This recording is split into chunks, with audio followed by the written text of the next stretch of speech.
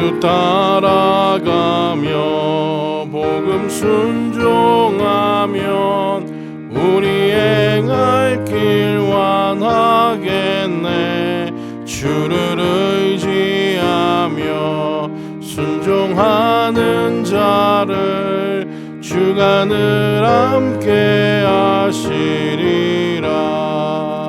의지하고 순종하는 길은 예수 안에 즐겁고 복된 길이로다.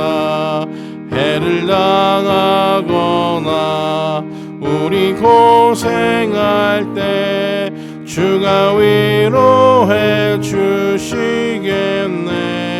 주를 의지하며 순종하는 자를 주가 안위해 주시리라. 의지하고 순종하는 길은 예수 안에 즐겁고 복된 길이로다. 남의 짐을 지고 슬픔 위로하면 주가 상급을 주시겠네. 주를 의지하며 순종하는 자를 항상 복 내려주시리라.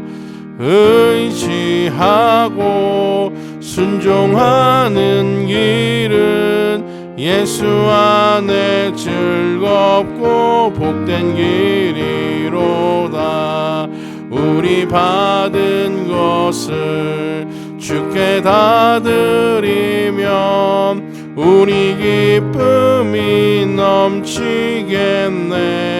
주를 의지하며 순종하는 자를 은혜 풍성케 하시리라. 의지하고 순종하는 길은 예수 안에 즐겁고 복된 길이로다. 주를 힘입어서 말씀 잘 배우고 주를 모시고 살아가세. 주를 의지하며 항상 순종하면 주가 사랑해 주시리라. 의지하고 순종하는 길은 예수 안에 즐겁고 복된 길이로다. 주님 안에서 복되고 의로운 길을 걸어가는 삶의 모습이 되게 하여 주옵소서. 사순절을 살아가는 저희들 한 사람 한 사람에게 주님의 은총을 더하여 주시고 예수님이 십자가 공로와 십자가 사랑을 날마다 마음에 품게 하시되 그저 하나의 절기로서가 아니라 우리의 생명을 주시고 소망을 주시는 그 예수 그리스도 그분을 바라보며 나아가는 심령들 다 될 수 있도록 주님 역사하여 주옵소서. 이 수요일 저녁에 함께 모여 예배합니다. 하나님, 우리의 자리가 우리 선 곳이 우리의 무릎 꿇은 곳이 항상 예배 자리가 되게 도와주시고 하나님을 높여드리며 주님을 찬양하며 영화롭게 하는 우리의 삶이 될 수 있도록 주님 이 순간도 이 자리에도 함께하여 주시옵소서. 예배 시종을 주님께만 의탁하옵고 예수님의 거룩하신 이름으로 기도하옵나이다. 아멘. 하나님 말씀 요한복음 3장 16절에서 21절까지 말씀입니다. 하나님이 세상을 이처럼 사랑하사 독생자를 주셨으니 이는 그를 믿는 자마다 멸망하지 않고 영생을 얻게 하려 하심이라. 하나님이 그 아들을 세상에 보내신 것은 세상을 심판하려 하심이 아니요 그로 말미암아 세상이 구원을 받게 하려 하심이라. 그를 믿는 자는 심판을 받지 아니하는 것이요 믿지 아니하는 자는 하나님의 독생자의 이름을 믿지 아니하므로 벌써 심판을 받은 것이니라. 그 정죄는 이것이니 곧 빛이 세상에 왔으되 사람들이 자기 행위가 악함으로 빛보다 어둠을 더 사랑한 것이니라.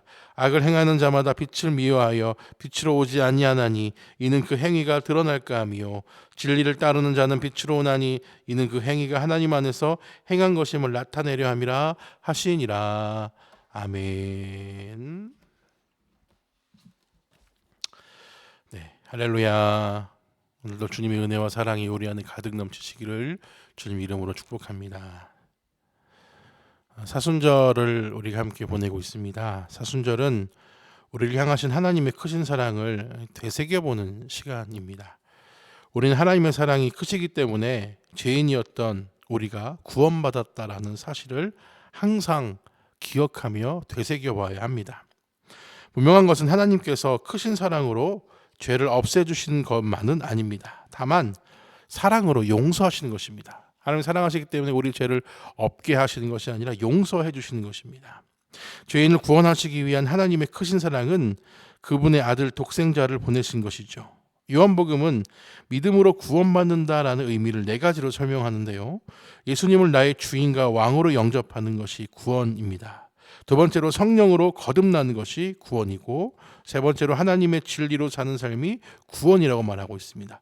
마지막 4번째로 예수님이 누구신지를 알아가는 것이 구원이다라고 우리에게 알려주고 있습니다. 이러한 구원은 예수님을 통한 새로운 생명에 참여하는 일인 줄 믿습니다. 이것을 가리켜 우리는 영생이다라고 말하고 있습니다. 그렇다면 구원으로 가는 길은 무엇인지 오늘 본문을 통해서 함께 나누도록 하겠습니다. 첫 번째, 구원은 하나님의 크신 사랑으로 시작된다라는 것입니다. 본문에서 하나님이 독생자를 보내주신 까닭은 세상을 사랑하시기 때문이다라고 말씀합니다. 여기서 세상은 하나님의 창조 세계를 일컫는 말이지만 구체적으로 이 땅의 모든 사람들을 가리키는 것이죠.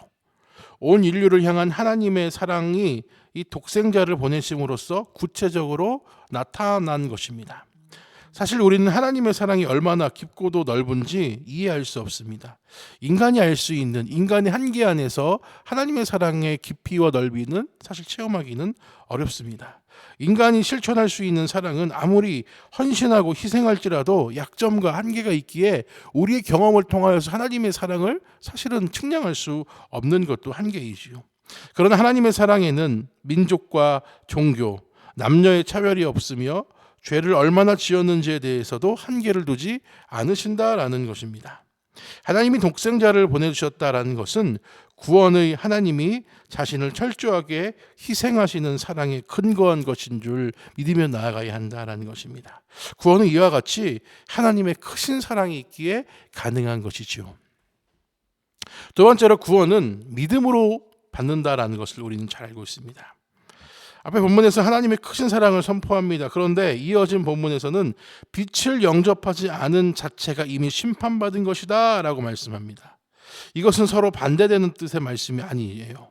하나님의 사랑으로 시작된 구원의 의미를 자세하게 설명한 것입니다. 구원은 빛으로 오신 예수님을 영접하는 사건입니다. 빛이 비치면 어둠은 자연스럽게 물러가게 됩니다. 그러나 어둠을 더 사랑한다는 것은 빛을 멀리하고 어둠을 따른다는 증거가 되기도 합니다. 본문은 이런 자들이 이미 심판받았다라고 말씀하고 있어요. 참 빛으로 오신 예수님을 믿으면 구원을 받지만 이 빛을 거부하면 그것을 이미 정죄받았다라는 것입니다. 그렇듯 구원과 심판은 다가올 일이 아닌 지금 현재의 사건으로 지금 내가 믿느냐 믿지 않느냐로 결정이 된다는 거죠. 고린도후서 6장 2절에 보라 지금 구원의 날이로다 한 것처럼 지금 결단하고 믿으면 구원이 있고 지금 거부하면 구원은 임하지 않는다라는 것을 우리가 기억해야 한다는 것입니다. 결국 우리가 믿음으로 고백하며 구원에 이르는 우리 모두가 되시기를 주님 이름으로 부탁을 드리겠습니다. 세 번째로, 구원받은 자는 빛 가운데서 살아간다라는 것입니다. 본문은 진리를 따르는 삶이 곧 빛이신 예수님에게 나아가는 길이다라고 말하고 있습니다. 그런데 믿지 않는 자들은 오히려 빛을 더욱 미워합니다. 생각해 보십시오. 이 땅에 사는 많은 사람들은 선함보다는 악함을 사랑합니다. 요즘 계속 문제가 되고 있는 LH 사태를 보면서 얼마나 많은 사람들이 선한 것을 추구하기보다 악한 것으로 가고 있는지 보게 됩니다. 아마 우리 모두에게도 그런 기회가 있었다면 우리 역시 그 솔깃한 달콤한 말을 뿌리치기 어려웠을 것입니다. 믿지 않는 자들, 이 땅에 살아가는 많은 사람들은 빛보다 악한 것을, 어둠을 더 따라간다는 거죠. 빛을 더 미워한다는 것입니다. 그들의 악이 실체까지 드러나기 때문이라는 거죠.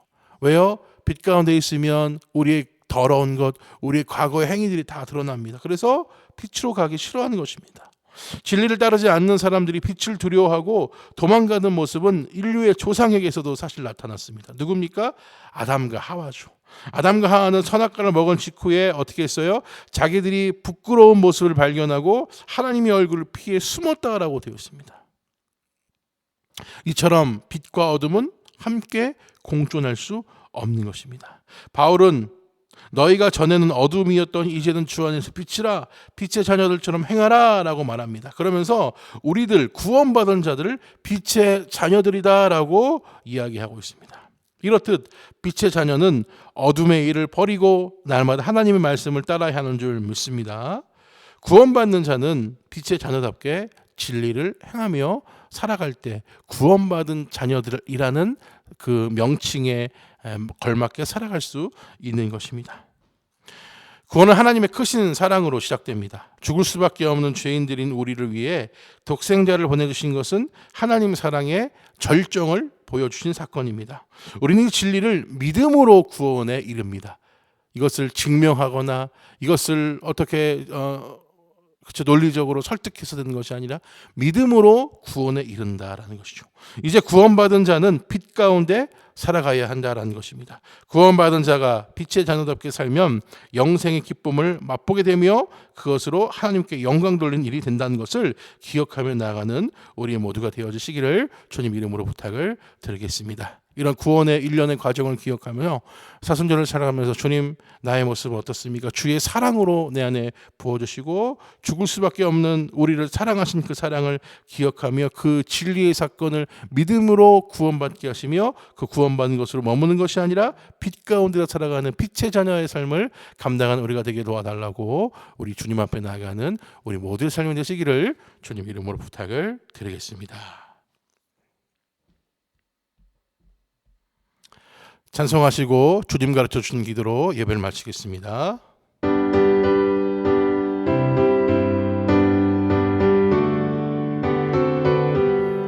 나의 죄를 정케하사 주의 일꾼 삼으신 구세주의 넓은 사랑 항상 찬송합니다.